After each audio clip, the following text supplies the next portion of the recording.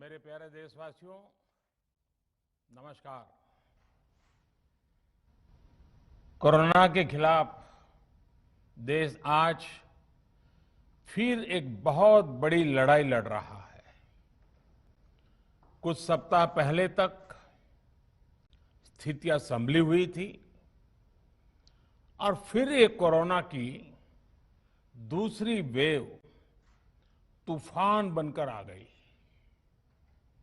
जो पीड़ा आपने सही है, जो पीड़ा आप सह रहे हैं, उसका मुझे पूरा एहसास है। जिन लोगों ने बीते दिनों में अपनों को खोया है, मैं सभी देशवासियों की तरफ से उनके प्रति संवेदनाएं व्यक्त करता हूं। परिवार के एक सदस्य के रूप में मैं आपके दुख में शामिल हूं।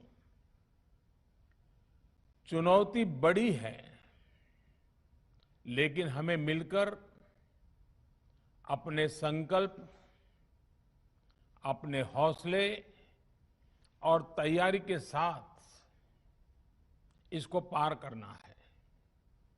साथियों, अपनी बात को विस्तार देने से पहले मैं देश के सभी डॉक्टरों, मेडिकल स्टाफ, पैरामेडिकल स्टाफ, हमारे सभी सफाई कर्मचारी भाई बहन, हमारे एम्बुलेंस के ड्राइवर्स, हमारे सुरक्षा बल, पुलिसकर्मी, सभी की सराहना करूंगा।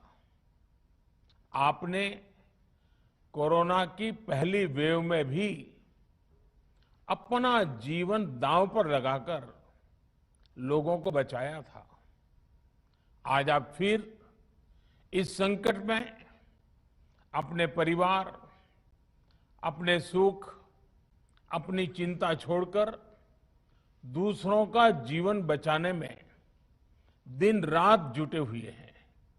साथियों, हमारे शास्त्रों में कहा गया है, त्याज्यम न धैर्यम विदुरेऽपि काले, अर्थात कठिन से कठिन समय में भी हमें धैर्य नहीं खोना चाहिए। किसी भी परिस्थिति से निपटने के लिए हम सही निर्णय लें, सही दिशा में प्रयास करें, तभी हम विजय हासिल कर सकते हैं। इसी मंत्र को सामने रखकर आज देश दिन रात काम कर रहा है।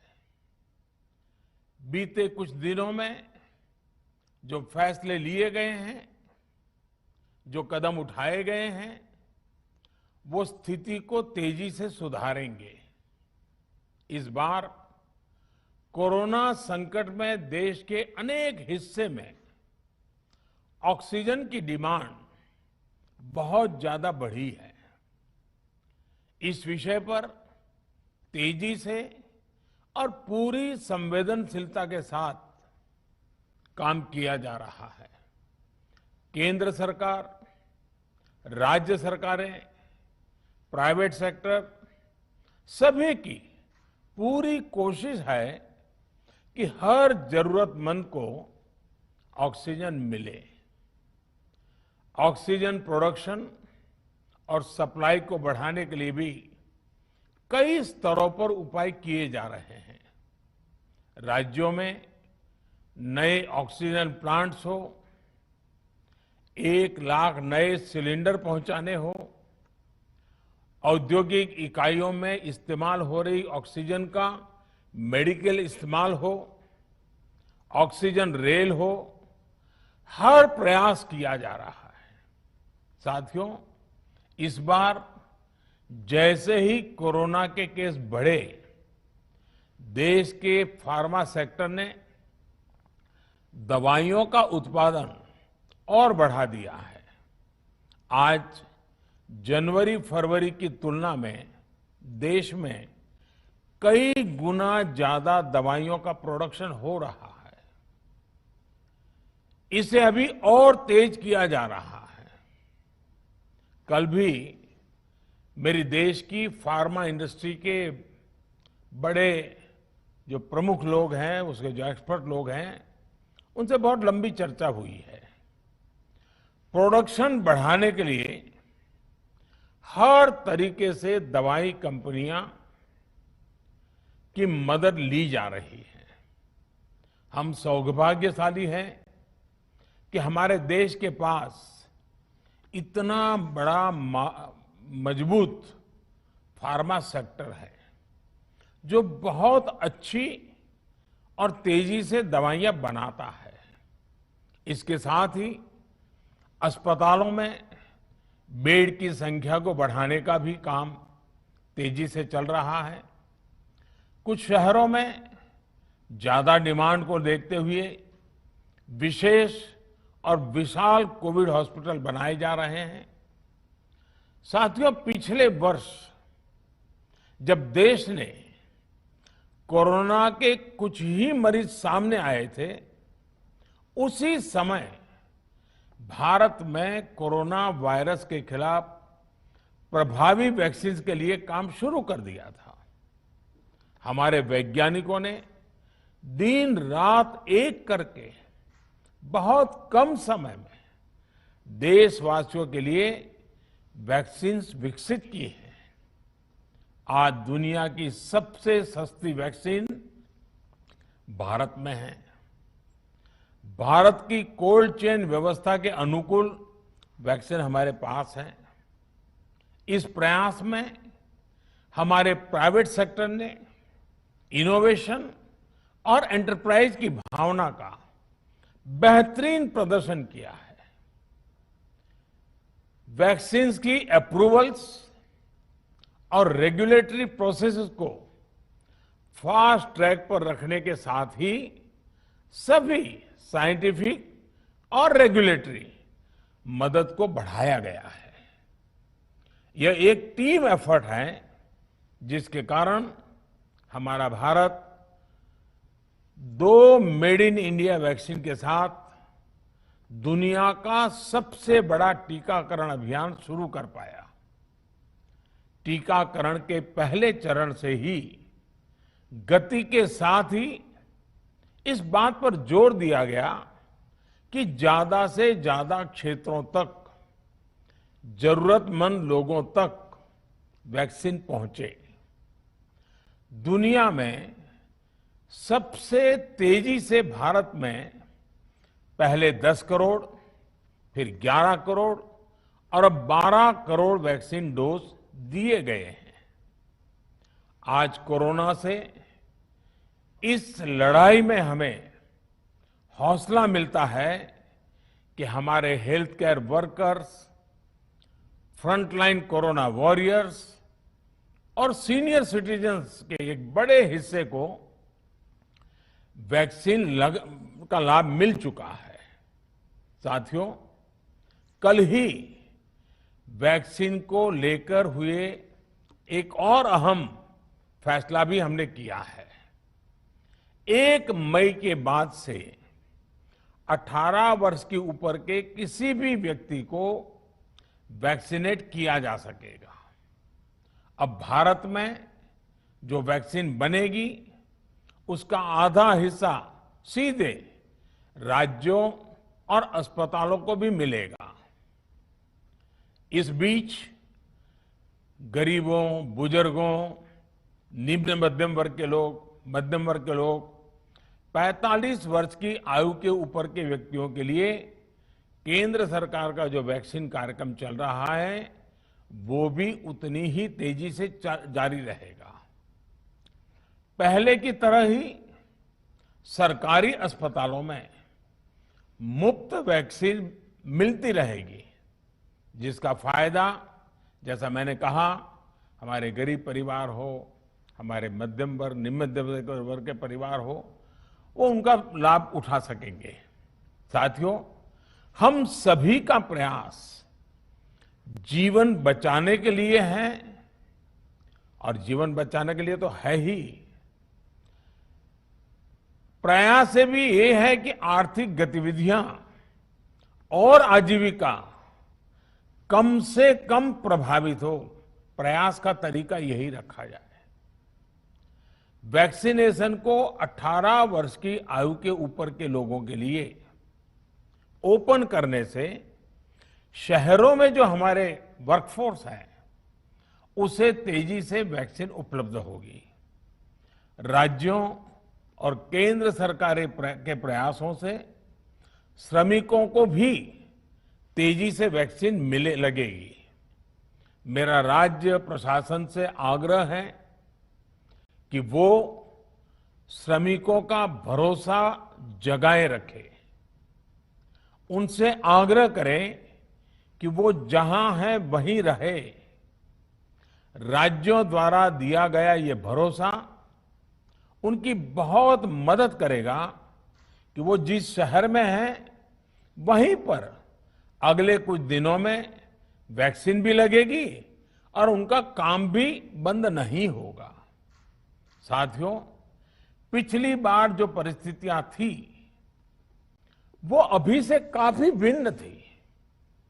तब हमारे पास इस वैश्विक महामारी से लड़ने के लिए कोरोना स्पेसिफिक मेडिकल इंफ्रास्ट्रक्चर नहीं था। आप याद करिए देश की क्या स्थिति थी। कोरोना टेस्टिंग के लिए पर्याप्त लैब नहीं, पीपीई का कोई प्रोडक्शन नहीं, हमारे पास इस बीमारी के ट्रीटमेंट के लिए कोई खास जानकारी भी नहीं। लेकिन बहुत ही कम समय में हमने इन चीजों में सुधार किया। आज हमारे डॉक्टरों ने कोरोना के इलाज की बहुत ही अच्छी एक्सपर्टीज हासिल कर ली है। वो ज्यादा से ज्यादा जीवन बचा रहे हैं। आज हमारे पास बड़ी मात्रा में पीपीई किट्स हैं, लैब्स का बड़ा नेटवर्क है और हम लोग टेस्टिंग की सुविधा को निरंतर बढ़ा रहे हैं। साथियों, देश ने कोरोना के खिलाफ अब तक बहुत मजबूती से और बहुत धैर्य से लड़ाई लड़ी है। इसका श्रेय आप सभी को, सभी देशवासियों को ही जाता है। अनुशासन और धैर्य के साथ कोरोना से लड़ते हुए आप देश को यहां तक लाए हैं।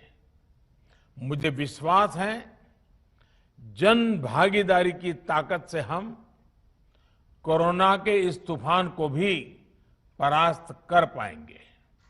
आज हम अपने चारों ओर देख रहे हैं कि कैसे कई लोग, कई सामाजिक संस्थाएं जरूरतमंदों तक मदद पहुंचाने में दिन रात जुटे हैं।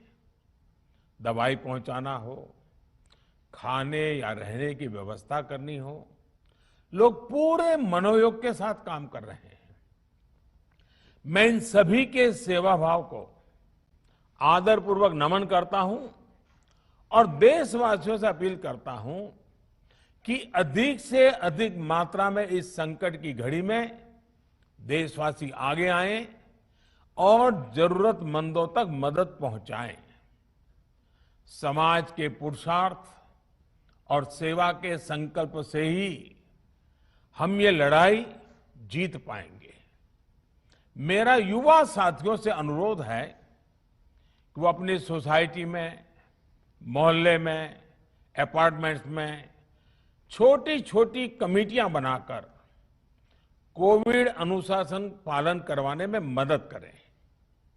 हम ऐसा करेंगे तो सरकारों को न कभी कंटेनमेंट जोन लगाने की जरूरत पड़ेगी, न कर्फ्यू लगाने की जरूरत पड़ेगी और लॉकडाउन का तो सवाल ही नहीं उठता है, आवश्यकता ही नहीं पड़ेगी। स्वच्छता अभियान के समय देश में जागरूकता फैलाने के लिए मेरे बाल मित्रों ने बहुत मदद की थी। छोटे छोटे बालक, 5वीं, 7वीं, 8वीं, 10वीं में पढ़ने वाले, उन्होंने घर के लोगों को समझाया था, मनाया था। उन्होंने बड़ों को भी स्वच्छता का संदेश दिया था। आज मैं फिर अपने बाल मित्रों से एक बात विशेष तौर पर कहना चाहता हूं। मेरे बाल मित्र, घर में ऐसा माहौल बनाइए कि बिना काम, बिना कारण घर के लोग घर से बाहर न निकले। आपकी जीत बहुत बड़ा परिणाम ला सकती है। प्रचार माध्यमों से भी मेरी प्रार्थना है कि ऐसे संकट की घड़ी में वो लोगों को सतर्क और जागरूक करने के लिए जो प्रयास कर रहे हैं उसे और बढ़ाएं। इसके साथ ही इसके लिए भी काम करें कि डर का माहौल कम हो सके, लोग अफवाह और भ्रम में न आए। साथियों, आज की स्थिति में हमें देश को लॉकडाउन से बचाना है। मैं राज्यों से भी अनुरोध करूंगा कि वो लॉकडाउन को अंतिम विकल्प के रूप में ही इस्तेमाल करें। लॉकडाउन से बचने की भरपूर कोशिश करनी है और माइक्रो कंटेनमेंट जोन पर ही ध्यान केंद्रित करना है। हम अपनी अर्थव्यवस्था की सेहत भी सुधारेंगे और देशवासियों की सेहत का भी ध्यान रखेंगे। साथियों, आज नवरात्रि का आखिरी दिन है। कल रामनवमी है और मर्यादा पुरुषोत्तम श्री राम का हम सभी को यही संदेश है कि हम मर्यादाओं का पालन करें। कोरोना के इस संकट काल में कोरोना के बचने के जो भी उपाय है, कृपया करके उनका पालन 100% करिए। दवाई भी, कड़ाई भी, इस मंत्र को कभी भी भूलना नहीं है। ये मंत्र जरूरी है, वैक्सीन के बाद भी जरूरी है। रमजान के पवित्र महीने का भी आज 7वां दिन है। रमजान हमें धैर्य, आत्मसंयम और अनुशासन की सीख देता है। कोरोना के खिलाफ जंग जीतने के लिए अनुशासन भी, उसकी भी उतनी ही जरूरत है। जब जरूरी हो तभी बाहर निकले। कोविड अनुशासन का पूरा पालन करें। मेरा आप सभी से यही आग्रह है। मैं आपको फिर ये भरोसा देता हूं, आपके इस साहस, धैर्य और अनुशासन के साथ जुड़कर आज जो परिस्थितियां हैं उन्हें बदलने में देश कोई कोर कसर नहीं छोड़ेगा। आप सभी स्वस्थ रहें, आपका परिवार सब स्वस्थ रहे, इसी कामना के साथ मैं अपनी बात समाप्त करता हूं। आपका बहुत बहुत धन्यवाद। तो प्रधानमंत्री नरेंद्र मोदी का राष्ट्र के नाम